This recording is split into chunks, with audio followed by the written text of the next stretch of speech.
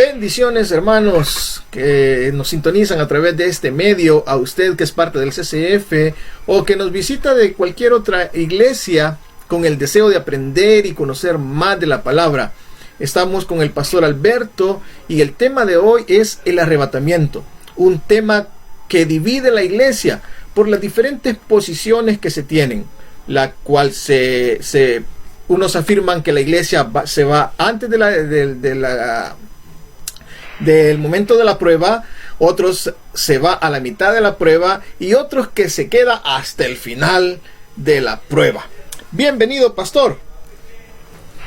Bendiciones, hermano Edwin, qué gozo que podamos tener la oportunidad de poder platicar de nuevo con el objetivo que podamos aclarar algunas dudas, escudriñar junto a nuestros hermanos que tienen ese deseo de conocer la palabra sobre este tema de la escatología, conocer detalles que están aquí escritos y los cuales hay que escudriñar. Un gozo que podamos reunirnos de nuevo. Amén. Para mí también es un gozo, pastor, y más al saber que es algo que la iglesia necesita conocer, ya que hay mucha confusión acerca de este tema. Y para comenzar a entrar en el tema, pastor, ¿a qué cree que se deba esta oposición doctrinal o confusión que se ha enseñado durante mucho tiempo en las iglesias evangélicas? Bueno, yo creo de que existen varias razones, hermano, porque para comenzar, el tema escatológico es bastante difícil. No es como el apóstol Pablo dice en el libro de Hebreos, que hay ciertos temas que pertenecen a los rudimentos de la fe, como la doctrina de bautismos, el arrepentimiento, el juicio eterno, sino que este es un tema que tiene una complejidad y demanda que haya una disposición de escudriñar las escrituras y de depender de Dios para que nos ayude a conectar las escrituras de los profetas en el Antiguo Testamento con la revelación del Nuevo Testamento. Yo podría decir que esta confusión doctrinal tiene varias razones, voy a enumerarlas. Número uno, diría que sería esa dificultad del tema escatológico. Y el apóstol Pedro, por ejemplo, reconoció que el Señor a Pablo le había dado sabiduría, una sabiduría tremenda sobre temas y sobre aspectos que el mismo apóstol Pedro reconocía que los indoctos y los inconstantes torcían. Eso está en la segunda carta del apóstol Pedro, capítulo 3, verso 16, para los que toman nota. Y aparte de eso, usted recuérdese que el Señor Jesús a los apóstoles les aclaraba las cosas, pero les hablaba en parábolas a las personas. Y Jesús hace una separación y les dice que a ustedes les he dado a conocer los misterios del reino, pero a ellos no.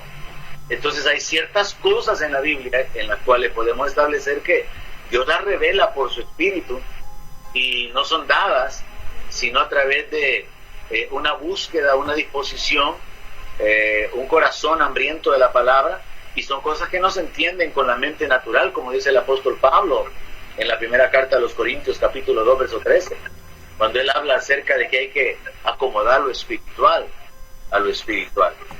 La segunda razón por la que yo creo que existe esta confusión de que si la iglesia se queda, que si la iglesia se va, que si se va en la mitad, es porque hace falta enseñanza seria sobre este tema. Hay muy poca enseñanza sobre este tema. Yo creo que en parte es válido por el hecho de que, aún hablando difícil, se relegue también por causa de considerar que hay otros temas que son como más indispensables.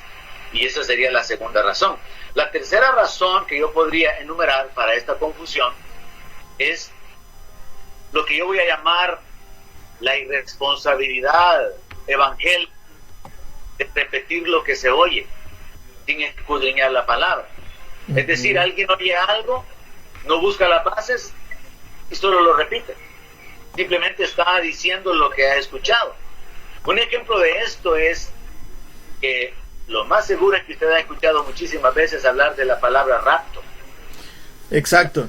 Parte de pastores hablan del rapto, los creyentes hablan del rapto. Esa es la palabra más común, pastor, que se escucha en las iglesias, el rapto. Y eso es un error, porque la palabra rapto da la idea de secuestro, pero como la gente oye la palabra, se identifica y la repite. Es un error por causa de la cultura de repetir las cosas sin entenderlas, y entonces se ha hecho una costumbre. Aunque la palabra rapto se acerca a la idea de arrebatamiento porque procede de un verbo griego que es arpazo, que significa tomar por la fuerza y repentinamente, el Señor no viene para tomar a la iglesia contra su voluntad, sino que Él viene para levantarla con su poder, para que esté con Él. Y la cuarta cosa que quiero mencionar, que es la base para esta confusión, es que existe influencia, mucha influencia de ministros famosos, que no son maestros de la palabra y a veces ni usan ni la Biblia para poder sostener una posición. Yo he escuchado a algunos ministros a través de la televisión estableciendo su posición personal, por ejemplo, diciendo el rapto va a suceder entre la apertura del sello número 4 y 5, pero no dan ninguna base, no hay una estructura doctrinal, no hay una doctrina que esté sustentada sobre bases claras, sino simplemente el predicador famoso lo dijo, no es un maestro, pero por causa de su fama hay peso en lo que está diciendo. Incluso hay algunos pastores que se burlan de lo que creemos en el arrebatamiento, y hay otros que aseguran que ya estamos en el reino.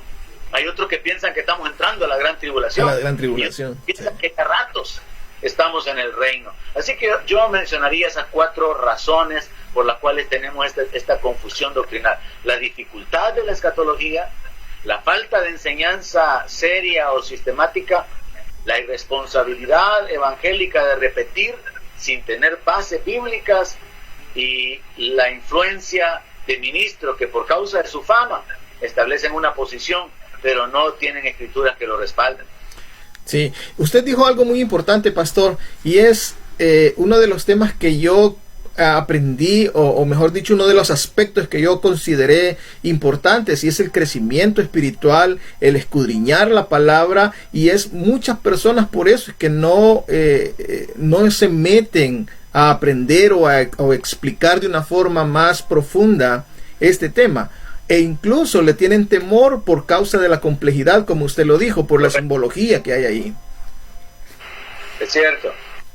Ahora, esto demandaría que, yo sé que hay, pero demandaría que una mayor parte del cuerpo de Cristo se interesara por escudriñar las escrituras. Pero eso es algo personal. Sí. Es algo en lo que no podemos empujar a la gente, sino que hay que ser diligentes en poder escudriñar las escrituras.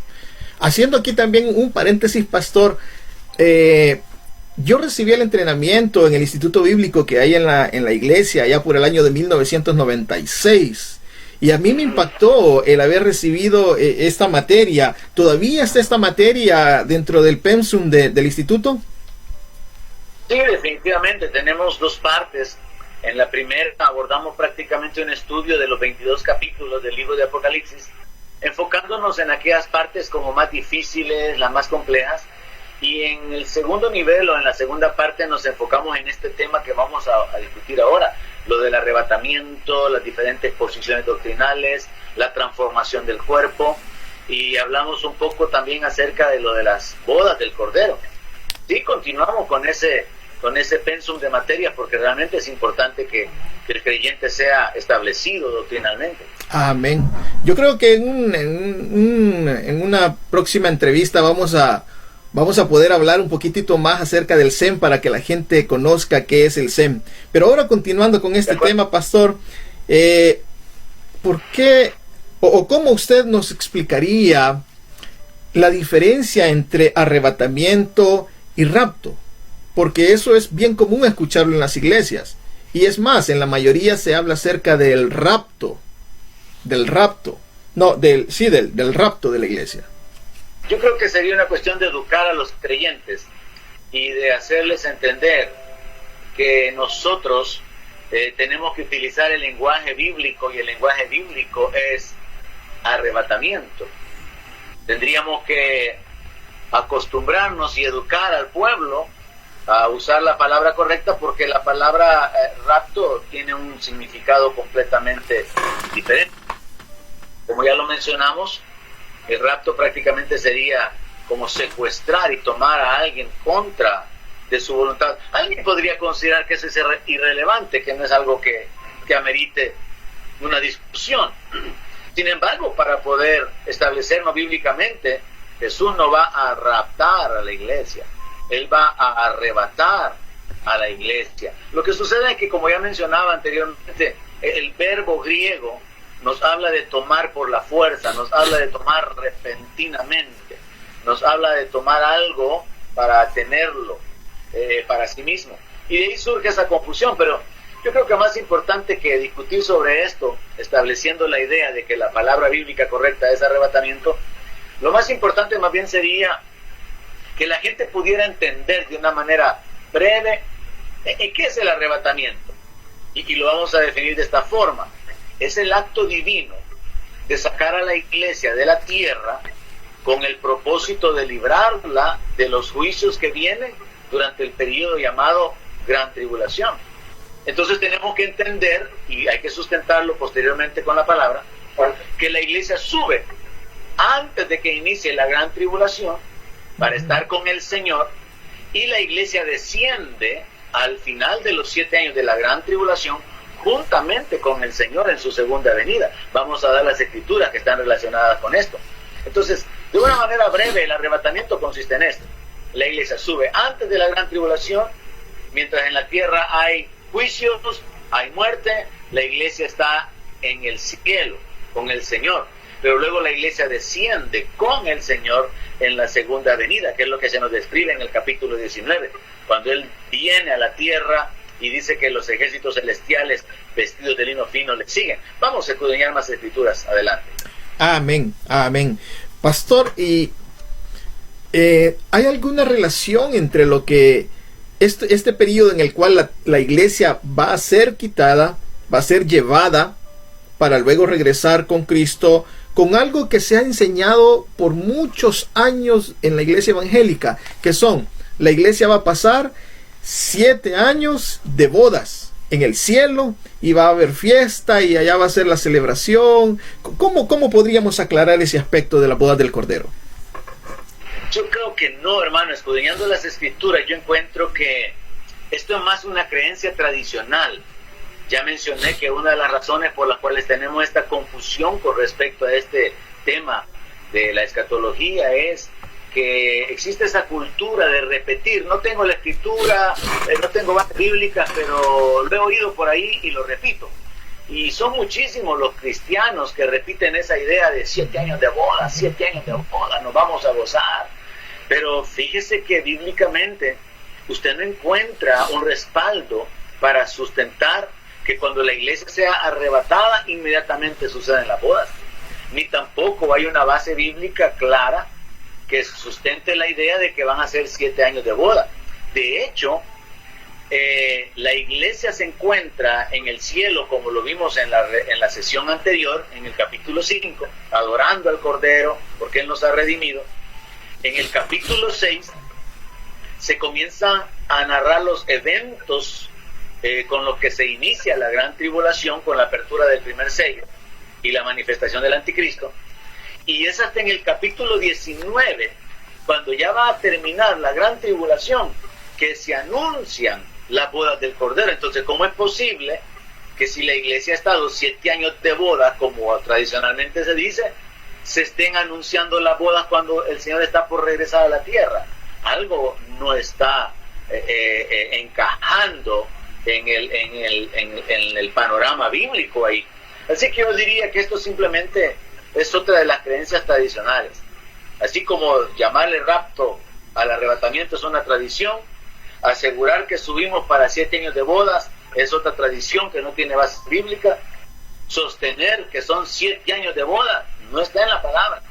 Y es como otro pensamiento o creencia doctrinal, que el Espíritu Santo va a ser quitado durante la Gran Tribulación. Sí, amén. Así que la iglesia evangélica está llena de creencias tradicionales, pero nosotros tenemos que ir a la palabra para poder sustentar lo que creemos. Amén. Yo pienso, pastor, que tal vez la idea de 7 años de boda tal vez surgió de las bodas antiguas del Antiguo Testamento, cuando era por 7 días, toda una semana, la celebración de las bodas.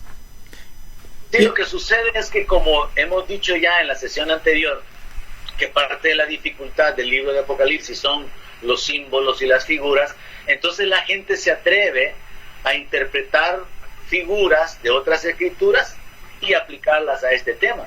Pero la mayor parte de veces, cuando uno se detiene para interpretar los textos, usando las reglas de la hermenéutica, viendo el testimonio de otras escrituras que apoyan, no está diciendo lo que dicen que está diciendo. Entonces al final se cae en una mala interpretación también, o en torcer las escrituras para querer sostener algo que no está muy claro. Amén, amén. Ok. Hablando, pastor, de las posiciones con respecto al arrebatamiento, encontramos que se manejan tres posiciones: la pretribulacionista, la mesotribulacionista y la posttribulacionista. ¿Cómo podríamos...? Hay una más, la cuarta, que es el arrebatamiento parcial, o sea que según esta corriente, que es bastante nueva, hay dos viajes, hay dos posibilidades. Hay dos oportunidades para los cristianos. Esta sería la cuarta posición. Sí. Okay. Ahora, si queremos examinar las corrientes, lo que tenemos que entender, lo que todo cristiano tiene que saber es que, como usted acaba de mencionar, existe la corriente pretribulacionista. Y esta corriente sostiene que la iglesia es arrebatada antes de la gran tribulación. Es la que nosotros y la mayoría de cristianos sostenemos. El problema es que el cristiano común no puede sustentar con Biblia su creencia. Entonces todos nos quedamos con que sí, yo creo que la iglesia va a ser arrebatada antes, pero no podemos probar los textos. Los que dicen que la iglesia se va a quedar, simplemente lo repiten porque también así han sido enseñados, y probablemente saquen una que otra escritura un poco torcida, pero no se puede probar realmente la doctrina. Y aquí es donde nosotros queremos de alguna manera cooperar con el crecimiento de nuestros hermanos, dándoles las escrituras para que las examinen y puedan fundamentarse. Así que establezco, ciertamente la corriente pretribulacionista es la corriente que sostiene que la iglesia es arrebatada antes. Comience todo. Toda la tribulación en la tierra. Luego la segunda es el mesotribulacionismo, y esta sostiene que la iglesia pasa la primera mitad, y que a la mitad de la gran tribulación exactamente, y simbolizado con el arrebatamiento de los dos testigos, allí la iglesia es levantada. La tercera, que es el post-tribulacionismo, sostiene que la iglesia se queda en la gran tribulación. Pero esta es como de las más absurdas, porque ¿para qué Dios va a arrebatar a la iglesia al final de la gran tribulación? Sí, ya todo pasó. Si Cristo está viniendo a la tierra para establecer el reino. Pero post-tribulacionismo significa que la iglesia es arrebatada hasta el final. Pues, al final de la gran tribulación. Y luego el arrebatamiento parcial. Y esta es una corriente también dividida, porque existe el pensamiento de que algunos van a ser arrebatados por su madurez espiritual, por su compromiso, su entrega, antes de que la tribulación comience, y que otros, después de que padezcan un poco y haber sido afinados a través de la aflicción, van a ser arrebatados a la mitad de la gran tribulación. Entonces existe una variante en esto, porque otros sostienen que unos van a ser arrebatados y van a ser librados de la gran tribulación, y otros van a ser dejados, ya sea la mitad o toda la tribulación, para poder ser tomados en cuenta como parte del pueblo de Dios. Así que todo cristiano tiene que entender, esas son las doctrinas evangélicas, pero luego hay que detenernos. ¿Y qué fundamentos tenemos para esto? ¿Cuáles son las bases bíblicas para poder sostenerlas? Para poder defender cada posición. Exactamente. Si hablásemos, pastor, de la posición que nosotros hemos entendido y hemos enseñado acerca del pretribulacionismo, ¿cuáles serían las bases con las cuales podríamos apoyarnos? Bueno, primeramente, es importante que tomemos muy en cuenta las palabras de nuestro Señor.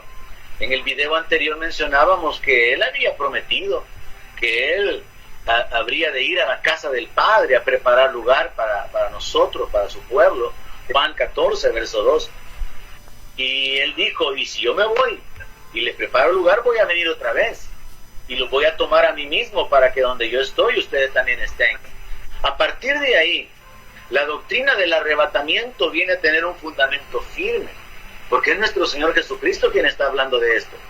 Yo acostumbro cuando estoy con los estudiantes a abrir un poco mi mente y a decirles, ok, yo estoy abierto a sus objeciones, a sus argumentos y a que me presenten una posición si la tienen bíblicamente, pero cuando se niega el arrebatamiento, surgen problemas como este.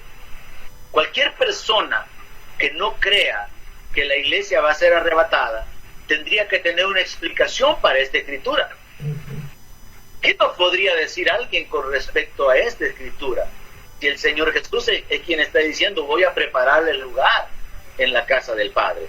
Y todo esto encaja, por ejemplo, con otras escrituras bíblicas como Filipenses capítulo 3, verso 20. El apóstol Pablo escribió que nuestra ciudadanía está en los cielos. Antes nosotros estábamos lejos de Dios, ajenos a los pactos, sin Dios y sin promesa. Pero ahora hemos sido hechos cercanos por la sangre de Jesucristo. Amén. Y Pablo viene y dice, nuestra ciudadanía está en los cielos. Filipenses 3:20. Y luego agrega, de donde también esperamos al Salvador. O sea que el Señor Jesucristo ya fue a la ciudad, ya nos preparó lugar y Él va a venir. Entonces encontramos una pieza más del rompecabezas escatológico. Nosotros como creyentes estamos esperando al Señor Jesucristo venir de la ciudad celestial, de donde nosotros, a donde nosotros pertenecemos. Y en el verso 21 dice, el cual transformará el cuerpo de la humillación nuestra para que sea semejante al cuerpo de la gloria suya, por el poder con el cual puede también sujetar a sí mismo todas las cosas. Entonces tenemos dos piezas que encajan y me falta una más.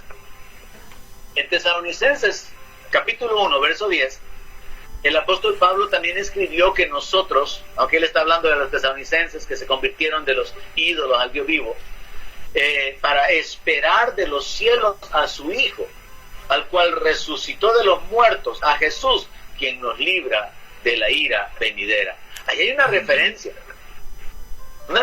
a ser librados de la ira venidera. Alguien podría decir, sí, pero es que esto también se puede interpretar como ser librados de la muerte. Es que eso ya Jesús lo dijo. El que cree en mí ha pasado de muerte a vida. De muerte a vida. Pero aquí está hablando de la ira venidera. Sí, está hablando de juicios. Está hablando de los juicios que vendrán sobre la tierra. Y lo confirma al final, en la misma carta, el apóstol Pablo, primera de Tesalonicenses, capítulo 5, verso 8, cuando dice, pero nosotros que somos del día, seamos sobrios, habiéndonos vestido con la coraza de fe y de amor, y con la esperanza de salvación como yelmo, porque no nos ha puesto Dios para ira, sino para alcanzar salvación por medio de nuestro Señor Jesucristo. Así que el Señor Jesucristo habló del arrebatamiento y Pablo habla acerca de esta esperanza. Y hay más textos que tenemos que examinar sobre esto. Eso es interesante, pastor, porque necesitamos los textos para poder cimentar la fe. La palabra misma nos dice que solo a través de la fe, a través de la palabra viene la fe. Y es necesario eso. Si nos fuésemos en esa dirección, ¿hay bases en el libro de Apocalipsis que nos permitan entender mejor? ¿O textos que nos ayuden a estar seguros de que la iglesia sí será arrebatada antes de la tribulación, pastor? Sí, solo que es importante establecer que no vamos a fundamentar la doctrina solo en Apocalipsis, sino que al contrario, las grandes doctrinas bíblicas tienen que tener un testimonio de estar respaldadas por los profetas, todo el contexto de la Biblia, por la enseñanza apostólica, la enseñanza del Señor Jesús, pero definitivamente qué bases hay en el libro de Apocalipsis, y espero que podamos cubrirlas en esta sesión. Ahora, una de las más importantes definitivamente es que nosotros encontramos a la iglesia adorando en el cielo en el capítulo 5, y cualquier persona podría argumentar, pero es que aquí no dice que hubo arrebatamiento, pero es que aquí no se habla acerca de la iglesia siendo arrebatada, y quiero explicarle algo con el propósito de que todos nuestros hermanos puedan abrir su mente en este sentido. Parte de la complejidad del libro de Apocalipsis, aparte de lo ya mencionado, que los símbolos, el lenguaje, la cultura, es el hecho de que Dios a propósito ha dejado cosas ocultas, las cuales Él revela por el Espíritu. y no se las revela, y no estoy hablando de revelación como algo así que alguien va a salir inventando como una nueva doctrina, no, sino como lo que el Señor Jesús mismo le dijo a Pedro, cuando Pedro le dijo que él era el Cristo, el Hijo del Dios viviente. Es un entendimiento que viene por el Espíritu, no de hombre a hombre, no es de cabeza a cabeza, no es información mental, es el Espíritu dándonos el entendimiento de la palabra. Y entonces, este ejemplo, usted habrá leído en el libro de Apocalipsis sobre los 144,000 sellados. Sí. Y no sé si usted se habrá fijado que en un capítulo a un ángel se le ordena que lo sellen. Amén. Y entonces este ángel anda sellando a 144,000 que son judíos, son 12,000 de cada tribu. Ahora, si usted no presta atención a los detalles, resulta que un par de capítulos más adelante, si no me equivoco, estoy hablando del 7 y luego en el 9, los 144,000 de nuevo son mencionados. Pero fíjese que ya no están en la tierra, están delante del Cordero. Y no hubo arrebatamiento, no hubo una voz que les dijo suban acá. Entonces el creyente común y corriente se pierde en la lectura, porque no examina lo que está escondido. Ahora, cuando hablamos del arrebatamiento, permítanme compartir esto. El arrebatamiento es una doctrina que está en la Biblia, comenzando con Enoc. Fue el primer hombre que fue traspuesto, que fue arrebatado. Luego, ¿quién es el siguiente? Elías. Encontramos a Elías, encontramos al profeta. Amén. Luego nuestro Jesucristo, el tercero en ser arrebatado. Luego tendría que ser la iglesia. Antes del arrebatamiento. Y en este caso, pastor, una pausa. En este caso, ¿y Moisés sería arrebatado? No, porque él claramente el Señor le dijo que murió, por eso me lo salté. Porque vete, sube y te vas a morir. Así que sigamos. 4 es la iglesia. 5 son los 144,000 sellados. 6 son los 2 testigos. Entonces en la Biblia claramente encontramos sustentada la idea del arrebatamiento, pero como les repito, son cosas que no son dadas a cualquiera. Esto no es como entender la doctrina del bautismo en agua y el bautismo con el Espíritu Santo. Son temas que demandan un poco más, porque hay una complejidad de profundidad y estudio. Eso es lo que causa que la gente a veces repita algo sin entendimiento y sin bases. Pero si hablamos del Apocalipsis o hablamos de otras escrituras, que es lo que queremos hacer en esta ocasión, Primera de Tesalonicenses, capítulo 4, verso 13, antes de irnos a bases en el libro de Apocalipsis. Primera de Tesalonicenses, capítulo 4, verso 13 al 17, es un pasaje que todo cristiano tiene que examinar con relación a esta esperanza del arrebatamiento. Es un pasaje que todo aquel que ha sido enseñado que no hay arrebatamiento debería de reexaminar, al igual que el pasaje de Juan. Aquellos de la iglesia evangélica que han sido enseñados que ya estamos en el reino y que lo que viene es peor y que aquí nos vamos a quedar y que de repente el Señor viene y consuma todo el misterio y entramos en el milenio, tienen que examinar esas escrituras y dar explicación a esas escrituras, a la del Señor que iba a preparar lugar para nosotros y que iba a volver para tomarnos y llevarnos, y tienen que dar explicación a esa escritura. Primera de Tesalonicenses 4:13. Tampoco queremos, hermanos, que ignoren acerca de los que duermen, para que no se entristezcan como los otros que no tienen esperanza. Porque si creemos que Jesús murió y resucitó, así también traerá Dios con Jesús a los que durmieron en él. Por lo cual les decimos esto en palabra del Señor, que nosotros que vivimos, que habremos quedado hasta la venida del Señor, no precederemos a los que durmieron, porque el Señor mismo, con voz de mando, con voz de arcángel y con trompeta de Dios, descenderá del cielo, y los muertos en Cristo resucitarán primero. Luego nosotros, los que vivimos, los que hayamos quedado, seremos arrebatados juntamente con Él, ellos, en las nubes, para recibir al Señor en el aire, y así estaremos siempre con el Señor. Amén, gloria a Dios. El texto nos habla claramente acerca de ser arrebatados para estar con el Señor. Ahora, algunos lo explican de esta manera. Sí, es que nosotros solo salimos al encuentro del Señor como para darle la bienvenida.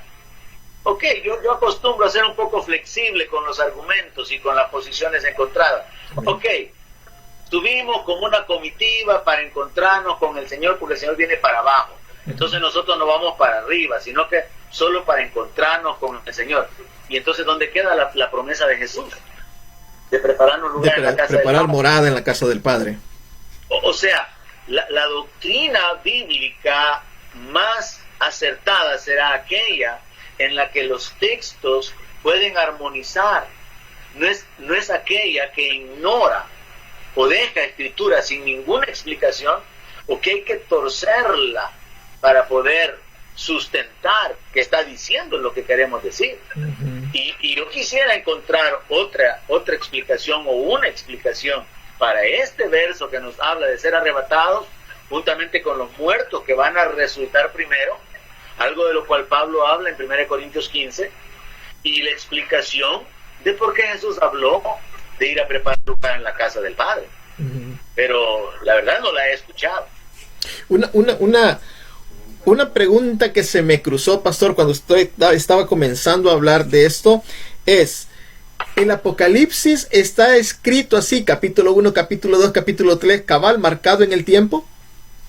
No, yo mencionaba en la sesión anterior que ese es uno de los problemas precisamente para interpretarlo, porque el mejor ejemplo se encuentra en Apocalipsis 11, porque nos lleva hacia el final de la gran tribulación, cuando se acabe el capítulo 11, pero luego nos regresa al capítulo 12 a donde estábamos, que es en la mitad de la gran tribulación. Y esto, sumado al hecho de que hay eventos en el cielo y en la tierra, causa esa complejidad. Esa complejidad de... No está así como que de una manera cronológica en algunas partes. Hay que considerar eso para entenderlo. Ok, volviendo al tema, pastor, ¿qué aspectos son los que podríamos nosotros enfocar así, que nos puedan dar una ayuda bien clara de que la iglesia no va a estar dentro de la gran tribulación? Bueno, nosotros sostenemos que existen por lo menos 6 argumentos que podrían ser las bases fuertes que permiten que esta corriente del pretribulacionismo, que esta doctrina del pretribulacionismo sea como la más acertada, la que tiene mayor respaldo bíblico. Y quiero comenzar con aquellas que de alguna manera están conectadas con el libro de Apocalipsis, puesto que usted me preguntó hace un momento que en el libro de Apocalipsis, ¿cuáles son las bases que encontramos para poder entender o para poder estar seguros que la iglesia es arrebatada? Entonces existen 6 bases que tendríamos que tomar en cuenta, aparte de las escrituras que ya mencioné. Amén. La doctrina apostólica, la promesa del Señor Jesucristo. Y estas escrituras tenemos que tomarlas, algunas de algunos libros proféticos o de algunos otros libros de la doctrina del apóstol Pablo o incluso de Judas. Pero quiero mencionar 3 aspectos que están conectados con Apocalipsis. Número 1, la iglesia no se menciona en el libro de Apocalipsis morando en la tierra. Entonces, si alguien me dice a mí que la iglesia se queda en la gran tribulación, yo quisiera que me mostrara en la Biblia: aquí está la iglesia, y me diga, esta es la iglesia, y me compruebe, pero que compruebe con la Biblia sin torcer las escrituras, porque en la sesión anterior, cuando establecimos las bases, yo mencioné que era bien importante separar: Israel es Israel, la iglesia es la iglesia, los gentiles son los gentiles, y los mártires son parte de los gentiles que van a ser muertos. Entonces son 4 grupos bien definidos. Entonces, uno de los errores que cometen los cristianos debido a la complejidad del tema es que confunden a los santos de la gran tribulación, confunden a la descendencia de la mujer, que son los mismos santos y que son los mártires, con la iglesia. Con la iglesia. Ahora, si esa fuera la iglesia, la Biblia dice que a la bestia se le da el poder de vencerlos. Por lo tanto, si Jesús viniera por la iglesia, no encontraría iglesia. No encontraría iglesia, se la acaba. Pero la pieza sí encaja cuando entendemos que estos son los mártires, los cuales se le muestran a Juan cuando se abre el 5º sello, y están clamando por venganza. Pero más adelante se les encuentra con vestiduras blancas y dándole gloria a Dios y proclamando que la salvación les pertenece al Cordero. Entonces, primer argumento en el libro de Apocalipsis, como fundamento para establecer la doctrina pretribulacionista es este: la iglesia no se menciona morando en la tierra. La iglesia se menciona adorando al Cordero en el capítulo 5, desde el verso 8 hasta el verso 12. Y hay una referencia más a los que toman nota en Apocalipsis capítulo 13, verso 6 y verso 7. Dice la palabra de que la bestia, al ver que no puede hacer nada más contra la mujer que representa a Israel, blasfema, maldice, blasfema de los que moran en el cielo. Y en ese momento los moradores del cielo somos nosotros, somos los creyentes, es la iglesia. Ahora alguien podría decir, no, pero es una referencia a los ángeles. Ok, podría ser una referencia a los ángeles, pero Apocalipsis 5 del 8 al 12 no son ángeles. Los ángeles no pueden cantar de redención. De redención. Así que, primer argumento del libro de Apocalipsis: la iglesia no se menciona en el libro de Apocalipsis. Y por lo tanto, existe otra idea conectada con esta, que sería un segundo argumento. No hay instrucciones bíblicas para que nos preparemos para la gran tribulación. Si usted lee la Biblia, usted no encuentra al Señor Jesús dando instrucciones sobre cómo tendría que ser nuestra vida en la gran tribulación, cómo nos tenemos que comportar, cómo vamos a vivir en la gran tribulación. No hay instrucciones. La instrucción para la iglesia es velar, es orar, estar preparado para cuando el Señor venga. Ahora, pero como esto es parte de la complejidad, ha causado que algunos confundan la segunda venida con el arrebatamiento y lo conviertan en un solo evento, porque en cierta manera el arrebatamiento es un evento misterioso, aunque la gente se va a dar cuenta que los creyentes habrán desaparecido, pero no hay instrucciones en la Biblia. Yo retaría a cualquiera que pudiera preguntarnos o refutar el argumento y que nos mostrara, para nuestra edificación y nuestra comprensión, ¿qué instrucciones hay en la Biblia para que la iglesia se prepare para la gran tribulación? Porque yo, por otro lado, sí podría decirle, a los judíos, el Señor sí les dijo qué tenían que hacer. Y les dice que lo que tienen que hacer es huir. Que escapen. Que cuando vean la abominación desoladora, les dice, huyan. Pero para la iglesia no hay instrucciones. La instrucción es estar preparado, estar velando, estar listos. Ahora, la tercera base que yo podría encontrar conectada con el libro de Apocalipsis es esta: que yo encuentro a la iglesia descendiendo del cielo con el Señor Jesucristo al final de la gran tribulación. Entonces, si la iglesia está descendiendo del cielo, si yo puedo probar que la iglesia desciende del cielo al final de los 7 años de la gran tribulación, entonces tiene lógica pensar que la iglesia fue arrebatada antes, o a lo sumo a la mitad, siendo flexibles y pensando en aquello que quieren argumentar, que esto y lo otro con algunas escrituras. Pero yo puedo probar bíblicamente que la iglesia desciende al final de la gran tribulación. Cuando nosotros examinamos la Biblia, en el libro de Apocalipsis, capítulo 19, verso 11 al 14, nosotros encontramos que se describe la segunda venida de Cristo. Apocalipsis capítulo 19, verso 11 al 14, se nos describe la venida del Señor, el cielo abierto, un caballo blanco, el que lo montaba se llamaba Fiel y Verdadero, sus ojos como llama de fuego, tenía un nombre escrito que ninguno conocía sino él mismo, su ropa vestida o teñida en sangre, su nombre el Verbo de Dios. Y el verso 14: y los ejércitos celestiales vestidos de lino finísimo, blanco y limpio, le seguían en caballos. Y alguien podría refutar y decirme, ¿usted me está diciendo que es en la iglesia? Es que Dios nos ve como un ejército. Por eso el apóstol Pablo habla de usar toda la armadura de Dios. Solo el ejército ocupa armadura. Amén. El problema es que nosotros tenemos otra tradición evangélica, y es pensar que somos la novia, en lugar de vernos como un ejército. Como los guerreros. Pero Pablo habla de que tenemos una lucha que no es contra sangre y carne, sino contra principados y potestades. Y por eso Dios nos ha dado una armadura, su armadura. Y por eso Pablo le dice a Timoteo, tú como buen soldado sufre penalidades. Entonces Dios nos ve como ejército.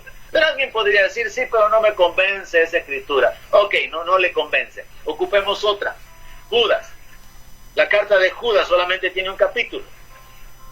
Verso 14 y verso 15 de Judas nos habla de una profecía que fue dada hace varios miles de años ya. Judas, capítulo 14, dice que Enoc, séptimo de Adán, profetizó. Mire, te anunció la venida del Señor, hace un poco más de 5,000 años. Y dice, he aquí, vino el Señor con sus santas decenas de millares. Y de nuevo, siendo flexible, alguien podría decirme, usted está torciendo la escritura, ahí no dice millares de qué. Solo dice que vino el Señor con sus santas decenas de millares. Y dice que vino para hacer juicio contra todos y dejar convictos a todos los impíos de todas sus obras impías que han hecho impíamente. O sea, definitivamente sí, está hablando de la segunda venida de Cristo, pero a mí no me parece que aquí esté la iglesia. Ok. Seamos un poco flexibles, aunque son escrituras que arrojan luz sobre la verdad de que la iglesia desciende a la tierra. Entonces ocupemos Zacarías. Zacarías capítulo 14. El profeta Zacarías, uno de los últimos, hablando acerca de la manifestación de Dios. Habló acerca de que Jehová vendría. Y es interesante que la profecía de Zacarías en el capítulo 14 hablaba de que Jehová vendría. Pero resulta que quien viene es el Señor Jesucristo. En el verso 3 dice que saldrá Jehová y peleará con aquellas naciones como peleó en el día de la batalla. Y se afirmarán sus pies en aquel día sobre el monte de los olivos que está enfrente de Jerusalén al oriente. Y el monte de los olivos se partirá por el medio, hacia el oriente y hacia el occidente, haciendo un valle muy grande, y la mitad del monte se apartará hacia el norte y la otra hacia el sur. Huiréis al valle de los montes, porque el valle de los montes llegará hasta Asal. Huiréis de la manera que huisteis por causa del terremoto en los días de Usías, rey de Judá, y vendrá Jehová mi Dios, y con él todos los santos. O sea, vemos elementos en la Biblia que nos hablan de la manifestación de Jehová. Ahora lo vemos claro en la persona de Jesucristo, para quienes niegan que Jesús es Dios. Jesús es Emmanuel, Dios con nosotros. Así que Jehová viene en la persona de Jesús. Y ahora Zacarías dice, vendrá Jehová mi Dios, y con él todos los santos. Así que la segunda venida de Cristo es también el retorno de la iglesia a la tierra. ¿Por qué? Porque Jesús viene para establecer el reino milenial. Entonces no tendría sentido que la iglesia sea arrebatada al final de la gran tribulación y se quede fuera del reino si Jesús viene a la tierra para establecer precisamente el reino. Entonces tenemos tres argumentos que están conectados con el libro de Apocalipsis. Pero aparte de estos, existen tres más que vale la pena considerar. Primero, el gobierno que habrá durante la gran tribulación. Es prácticamente imposible que Dios deje a la iglesia en un sistema de gobierno satánico, porque a la iglesia le instruye a someterse a la autoridad. Y no solo a someterse, pastor, sino a orar e interceder por las autoridades. Reconocer la autoridad como algo establecido por Dios. Entonces imaginémonos que se establece el gobierno satánico y se ordena la marca de la bestia. Entonces hay que someterse, habría que ponerse la marca. Exacto. Pero lo que vemos es que los que se opongan van a ser muertos. Entonces si la iglesia se queda y se opone, la van a matar. Entonces ¿qué iglesia habría al final? Ya se nos sale del marco y del rompecabezas bíblico algo que no tendría sentido. Pero tiene sentido que la iglesia es arrebatada, regresa al final de la gran tribulación, pero mártires están muriendo porque rechazan el sistema de gobierno de la bestia, se oponen. y están dispuestos a dar su vida por causa del Señor. Son dos piezas diferentes. Bien diferentes. Entonces, es un elemento muy, pero muy importante que podemos extraer del libro de Apocalipsis, capítulo 17, porque Satanás va a ser la cabeza de todas las naciones. Va a ser un gobierno mundial que ya se está preparando actualmente, sí, donde el dominio lo va a tener el diablo. En el mundo se conoce esto actualmente como el nuevo orden mundial. Sí. Y en el lado religioso, pastor, los movimientos ecuménicos que se han visto durante los últimos años también van encaminados a eso. Todo está conectado. La Biblia dice de que el hombre de iniquidad se va a levantar en contra de todo lo que se llama Dios, y él va a hacer pasarse como Dios. Entonces, lo que podemos entender es que habrá un gobierno mundial, de lo cual habló en la ONU, ya se habló en la Comunidad Económica Europea, ya se habló en muchas partes, incluso ahora con esta epidemia, de que un gobierno mundial podría determinar cómo manejar esta epidemia. Se habla de abrir fronteras, de unificar monedas, de unificar leyes y de cambiar las leyes hacia un sistema controlado por el diablo. Así que ese es otro argumento. Me faltan dos más. El segundo sería el hecho de que segunda de Tesalonicenses capítulo 2 verso 6, para que el anticristo se manifieste, hay alguien que tiene que ser quitado. Segunda carta de Pablo a los Tesalonicenses, capítulo 2, versículo 6 al 10, se nos habla de que hay quien detiene la manifestación del anticristo, aunque Juan habla de muchos anticristos, y ya en el tiempo de los apóstoles había, pero este es el sujeto particular, el que va a tomar el lugar de Cristo, el que lo va a reemplazar. Y en el verso 6 dice, ustedes ya saben lo que lo detiene, a fin de que a su debido tiempo se manifieste, porque ya está en acción el misterio de la iniquidad, solo que hay quien al presente lo detiene hasta que él a su vez sea quitado de en medio, y entonces se manifestará aquel inicuo a quien el Señor matará con el espíritu de su boca y destruirá con el resplandor de su venida. Fíjese que la interpretación de este pasaje establece en su fundamento que hay algo o alguien que tiene que ser quitado para que el anticristo se manifieste. Y la interpretación de aquellos que sostienen que la iglesia se queda en la gran tribulación dicen que lo que va a ser quitado es el Espíritu Santo. Pero ¿cómo Dios puede quitar su presencia si Él es omnipresente? ¿Y cómo le va a quitar su presencia a la iglesia? Ya algo que se salió fuera de control. El Espíritu Santo que le ha sido dado a la iglesia. Primeramente, y seguidamente, para que alguien pueda resistir en la gran tribulación y dar su vida en sus propias fuerzas, eso sería prácticamente imposible. Y si a esto le agregamos que habrán dos testigos, los dos ungidos, haciendo señales y maravillas, ¿en qué poder? Tiene que ser en el poder del Espíritu Santo. Amén.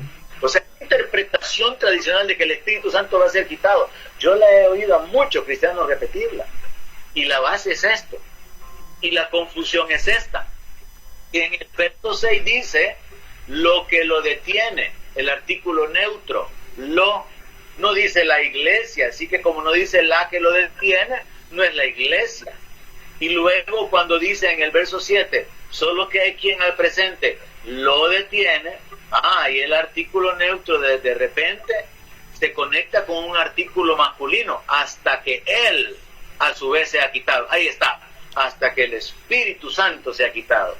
Usted encuentra una sola escritura más que nos hable de que el Espíritu Santo va a ser quitado. Pero en esta sesión ya compartimos varias escrituras de la doctrina de que la iglesia sí va a ser quitada. Sí queda. Entonces, cuando ponemos en la balanza que el Espíritu va a ser quitado, en contraposición de que la iglesia va a ser quitada, esta doctrina no tiene mayor peso. No tiene mayor peso. Y se explica de la siguiente manera: el que a su vez va a ser quitado, el que lo detiene al anticristo es el cuerpo de Cristo, no es el Espíritu Santo. Entonces encaja ahora la pieza. Cuando el cuerpo de Cristo sea quitado, el diablo encuentra la cancha sola, sin una iglesia que esté predicando, deshaciendo las obras del diablo. El anticristo encuentra libertad sin aquellos que tenemos la luz, que somos la sal del mundo, para esparcir una sola religión. Entonces una pieza más se agrega al rompecabezas. Y este texto nos ayuda. Es la iglesia la que impide la manifestación del hombre de pecado. Por eso es que el Señor dijo que somos la sal del mundo. Nosotros hemos preservado al mundo de la corrupción completa. Quitemos a la iglesia y todo se echa a perder. Aparte de todos los abortos que hay ahorita, homosexualismo, corrupción, maldad, abuso, violencia, la tierra, el mundo se convertiría en un reino absoluto bajo el dominio del diablo. Pero la iglesia es la que detiene la manifestación del anticristo. Y el último argumento sería que bíblicamente es imposible que la iglesia soporte los juicios de Dios. Los que creen que la iglesia se queda durante la primera mitad y los que creen que la iglesia se queda durante toda la tribulación, porque es mentira esto del arrebatamiento, sostienen que lo que va a pasar es que así como Dios guardó a Israel en Egipto, Dios va a guardar a la iglesia en la tierra. Pero eso es simplemente una deducción lógica, usando una historia de allá de Israel. No estamos sustentándolo en base a porciones bíblicas, porque no hay instrucciones para que la iglesia se prepare, porque no encontramos a la iglesia en el libro de Apocalipsis. Entonces se convierte en una doctrina basada en una interpretación de una historia que aconteció allá en Egipto. Sin embargo, sí podemos poner escrituras en oposición a esto, y serían las siguientes. La gran tribulación es un tiempo en el cual van a haber juicios sobre el mundo entero, y a quien Dios va a guardar es a Israel, porque son el pueblo del pacto, no a la iglesia. Y sí hay textos para esto, porque en Jeremías 37 dice que este es el tiempo de angustia para Jacob, clarito, es el tiempo de angustia para Israel. En Isaías 30, verso 26 dice que este es el tiempo de la herida de Israel. O sea, Israel va a tener que padecer.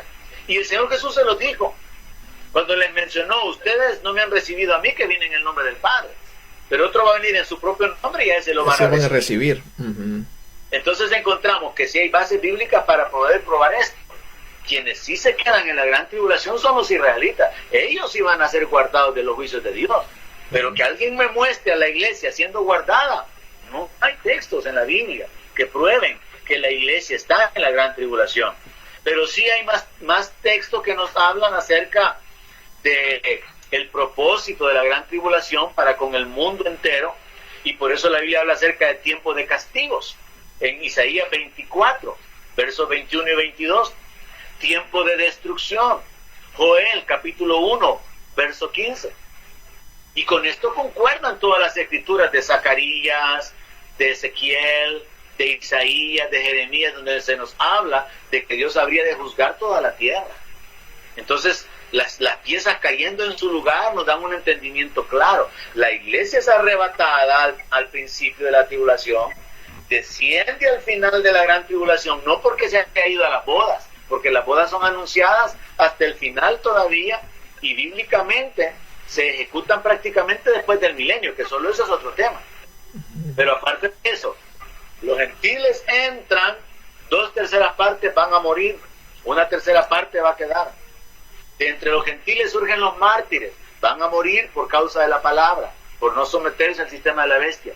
Los judíos entran, y los judíos piadosos van a ser guardados, los que están esperando al Mesías, van a tener paz durante la primera mitad, y en la segunda mitad van a tener que huir, en palabras del Señor Jesucristo en Mateo 24.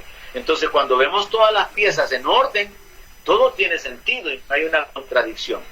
Ahora, finalmente, hay una porción en el libro de Apocalipsis, capítulo 3, versículo 10, que es interesante considerarlo también, porque en el libro de Apocalipsis encontramos que el Señor Cristo, habiéndose revelado a Juan como el Dios Todopoderoso, el que estaba vivo y que tenía llaves del infierno y de la muerte, pero que había muerto, Él le ordena que le escriba cartas a los ángeles de las iglesias en Asia.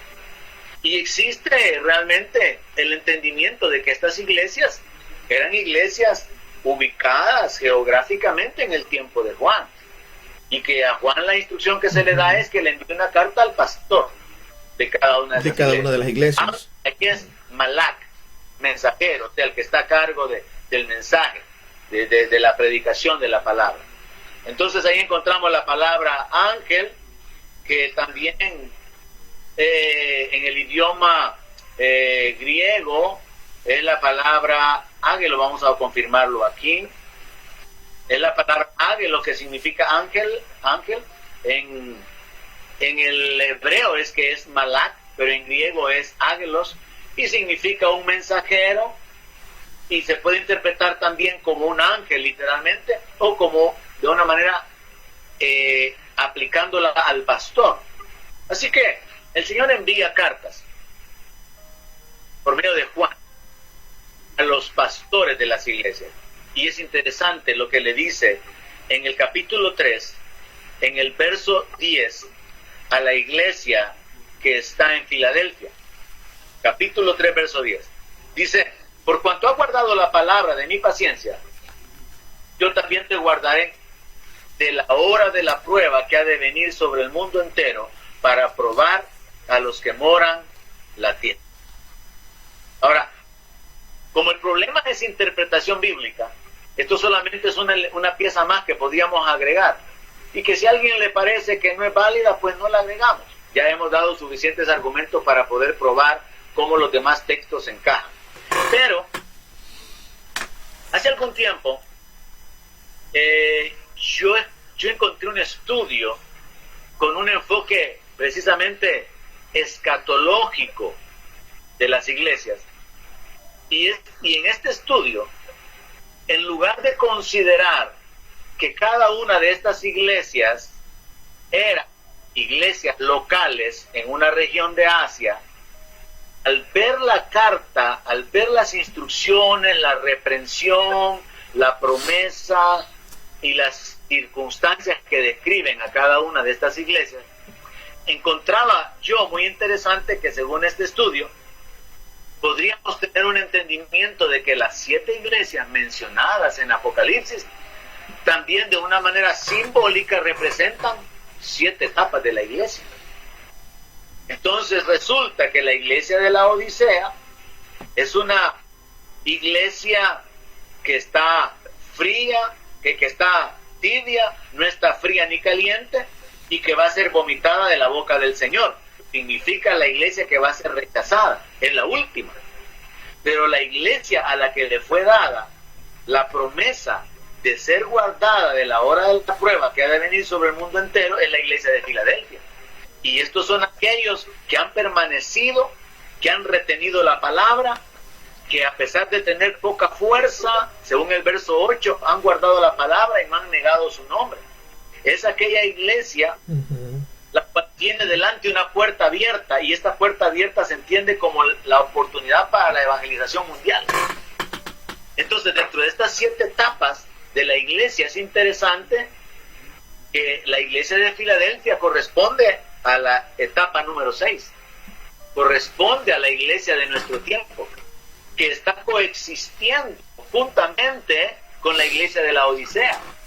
Ahorita mismo hay cristianos que están reteniendo la palabra, que están siendo fieles, que se están esforzando, esperando al Señor, están guardando la palabra de la paciencia, porque hace tanto tiempo se está diciendo que el Señor ya viene.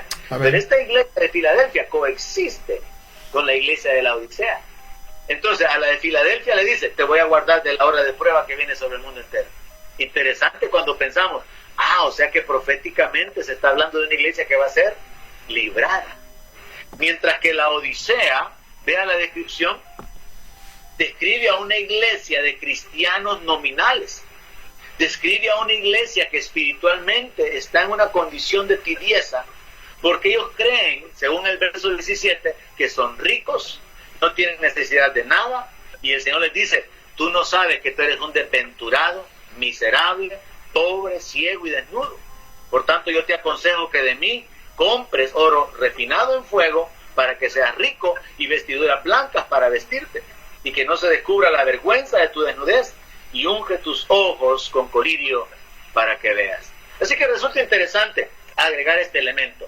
sin la intención de querer forzar la escritura, sino que bajo un enfoque, bajo una interpretación, como dije, escatológica de un maestro de Biblia que yo encontré hace muchos años y que tiene sentido también con la promesa de que Dios va a librar a una iglesia de la hora de prueba que ha de venir sobre el mundo entero, y a otros los va a vomitar, los va a desechar, los va a dejar en el padecimiento, porque ellos creen, son prósperos, ellos están completos, ellos caminan en autoridad, caminan con grandes revelaciones, pero caminan en carnalidad y no hay comunión con Dios. Amén. Así que podría ser como uno de los últimos comentarios, y sin querer forzarlos, simplemente como elementos que apuntan en la misma dirección. Amén. Algo que no es parte del arrebatamiento, pastor, pero ahorita que usted hablaba de la iglesia de Filadelfia, y es algo que muchas veces se ha hablado en las iglesias, muchas se identifican que nuestra iglesia es Filadelfia y otros nuestra iglesia es Sardis. ¿Será que cada iglesia es una en específico? ¿Será que está hablando de la variedad que hay en las iglesias, o está hablando del desarrollo de la iglesia en los tiempos? ¿Y en cuál estaríamos ahora? Yo creo que es válido. La escritura ha sido escrita para nuestro provecho, y yo creo que lo correcto es, número uno, literalmente eran iglesias que existieron en el tiempo de Juan. Amén. En el siglo I, esas iglesias existían en la zona costera de Asia. Número dos, existe ese enfoque escatológico, 7 etapas, y curiosamente cuadra con el tiempo de la Reforma, con el tiempo del oscurantismo, con el tiempo de la iglesia que surge de una mezcla con el paganismo romano, que eso es un estudio aparte. Cuadra, tiene sentido, pero no vamos a forzar la escritura para decir que eso es así, sino que simplemente para poder extraer lo que podría aplicarse. Número 3, resulta interesante que estas 7 cartas, estas 7 iglesias, representan 7 tipos de iglesias, y cada pastor debería de considerar con cuál se identifica. ¿Es una iglesia que está sufriendo y trabajando, o es una iglesia que antes trabajó mucho y ahora se ha quedado detenida? ¿Es una iglesia que está apasionada por el Señor y no hay ninguna reprensión en contra de ella? ¿O es una iglesia a la que el Señor le dice, mira, ya estoy a punto de quitarte el candelero porque todo está para morir? Has tolerado fornicaciones, has tolerado pecado. Porque cada una de esas iglesias tiene una condición diferente, promesas diferentes, y la reprensión también está relacionada para cada uno. Entonces, a manera de ampliar nuestro entendimiento bíblico, esa sería una forma también interesante de aplicar la palabra. Yo creo que también, pastor, habría la posibilidad de que dentro de una misma iglesia estén los diferentes 7 tipos de personas. Algunos que también están caminando completamente entregados. Un estudio en el cual podríamos examinarnos individualmente para poder considerar cuál es nuestra condición. O incluso también como pastores, yo examinarme. Si el Señor hubiera mandado una carta dirigida hacia mí, ¿cuál carta me mandaría? Sería otra forma también de ampliar un poco más, y como usted dice, ya fuera de lo que es el contexto de lo apocalíptico, pero estableciendo bases o fundamentos bíblicos. Es una buena forma de hacerlo. Amén, amén. Entonces, ahora, pastor, ya tenemos, mejor dicho, las bases firmes, y más para aquellos que han tomado nota o los que pueden volver a ver el video en nuestro canal o en YouTube, afirmarse bien en que la iglesia no va a quedarse al periodo de la gran tribulación, sino que será quitada por la promesa de Dios, porque Él nos llamó para darnos vida y no nos trajo para condenación. Tenemos ahora las bases firmes, y creo que eso es interesante, que no solo lo tengamos para nuestro provecho, sino que lo podamos transmitir a otras personas. Y que no solamente lo repitamos como esto es lo que yo creo, sino que mostremos con la palabra y argumentemos con la palabra. Ahora, como repito, al final, en la sesión anterior mencionamos, en este tema, nadie debería de hablar así como que con la absoluta autoridad, como que tiene la última revelación. Pero sí, si tomamos en serio nuestra responsabilidad de que lo que hablamos tiene que estar sustentado en la palabra, entonces nosotros queremos sustentar con la Biblia esta esperanza de que nosotros no estamos aquí aguardando que entremos o que comience la gran tribulación y a ver cómo nos va. No estamos esperando conocer al anticristo. Amén. No estamos esperando una tercera guerra mundial. Estamos esperando a nuestro Señor y Salvador Jesucristo venir de los cielos. Estamos esperando que suene la final trompeta y que los muertos en Cristo resuciten y que nosotros seamos transformados en cuerpos con cuerpos incorruptibles. Amén. Y que seamos arrebatados para encontrarnos con el Señor. Esa es nuestra esperanza, y aquí hay una serie de bases bíblicas que cada creyente debería de examinar sin esa actitud como contenciosa, porque este es el pecado evangélico. El que cree que sabe, menosprecia, humilla, ridiculiza al otro. Y entonces existen comentarios, ¿verdad? A veces de algunos, pobrecitos, los que están esperando que se van a escapar, ¿verdad? Los cobardes, incluso pastores dicen de esa manera, ridiculizando el arrebatamiento. Hay algunos cristianos cobardes que lo que quieren es irse. No se trata de cobardía, se trata de entender que el Señor Jesús hizo una promesa. Y a partir de la promesa del Señor, nosotros nos sustentamos. Y vamos siendo establecidos en base a todo el resto de la doctrina apostólica y el resto de la revelación profética en Apocalipsis, y conectándola con los profetas del Antiguo Testamento para entender. Dios quiere guardar a la iglesia, Dios quiere sacar a la iglesia. Y esto nos lleva a un punto final ya para ir cerrando, hermano. Muy interesante, muy importante. ¿Quién no ha evangelizado o quién no fue evangelizado preguntándole, si usted se muere ahora, ¿dónde pasará la eternidad? Sí. ¿Va a ir al cielo o al infierno? Y es un mal enfoque, porque nadie va a pasar la eternidad en el cielo. Pero como le dije hace un momento, la iglesia evangélica está llena de tradiciones. Y muchos cristianos andan evangelizando de esa manera. Bien por ellos, porque andan evangelizando. Pero lo que andan ofreciendo no es correcto. En ese sentido, están más correctos los que están equivocados en el resto, los testigos de Jehová, al hablar del reino en la tierra. Porque incluso en el Padre Nuestro dice, venga a nosotros tu reino. Y Jesús viene para establecer el reino. Entonces la eternidad nadie la va a pasar en el cielo. La iglesia sube al cielo, pero desciende del cielo a la tierra para entrar en el reino. Son cosas que hay que ajustar dentro de la doctrina cristiana evangélica, que por tradición a veces las hemos hablado, las repetimos. Repetimos solo por repetir. No podemos defenderlo ni sustentarlo. Amén. Y con ese interés, pues vamos a continuar con estas pláticas, procurando de alguna manera ser de bendición y edificar Amén. a aquellos que tienen hambre.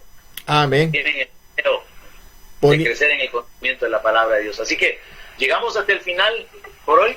Amén. Y quisiéramos que nuestros hermanos se comuniquen, nos envíen mensajes, sus inquietudes o sus preguntas, para ver si sobre esa base podemos abordar por lo menos parte del programa siguiente que podríamos preparar para la próxima semana. Amén. Tenemos varios mensajes este día y la gente se ha estado reportando, diciendo amén, gloria a Dios. Algunos comentarios de cuál era la iglesia con la cual nos identificábamos, y en general pues hemos tenido una buena asistencia. Esperamos que compartan el video, que compartan el link. Muy importante. Porque eso es lo importante, hacer correr la palabra para que otros también sean edificados a través de ello. Pastor, ¿cuáles serían sus palabras para despedirnos este día? Bueno, mi deseo es de que, como el apóstol Pablo dice orando por la gente de Éfeso, que el Señor les dé espíritu de sabiduría y de entendimiento. También el apóstol Santiago dice que si a alguno le hace falta sabiduría, que la pida a Dios, y yo creo que Dios no hace acepción de personas, y el que lo busca y el que escudriña, Dios no va a ocultar las verdades de la palabra, sino que Dios se las va a revelar. Así que es mi deseo que Dios les dé sabiduría, les dé inteligencia espiritual, como dice el apóstol Pablo, les dé espíritu de revelación, para que puedan entender. Porque esto no se trata de imponer mi criterio, de imponer lo que yo creo, sino que se trata de que la Escritura nos sea revelada y veamos cómo toda la Escritura encaja una con la otra, y que a pesar de que hayan dificultades en algunas ocasiones, existen elementos que nos hacen sopesar e inclinarnos por aquello que tiene más respaldo bíblico. Así que mi deseo es que Dios bendiga a los hambrientos de la palabra. Amén.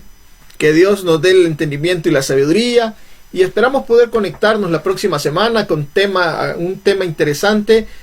Por favor, como dijo el pastor Alberto, déjenos sus comentarios, déjenos sus preguntas ahí en el canal, en nuestro muro de Facebook, y estamos seguros que la próxima semana vamos a tener un tema sumamente edificante. Por ahora, gracias por haber estado con nosotros, gracias al Señor que nos dio esta palabra y estas bases, y creemos que a través del conocimiento de la palabra nuestras vidas se van a afirmar mucho más en el Señor.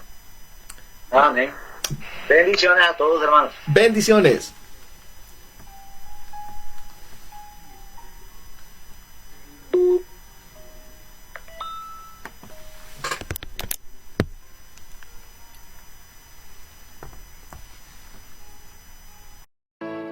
Donde mi palabra sea su alimento, allí quiero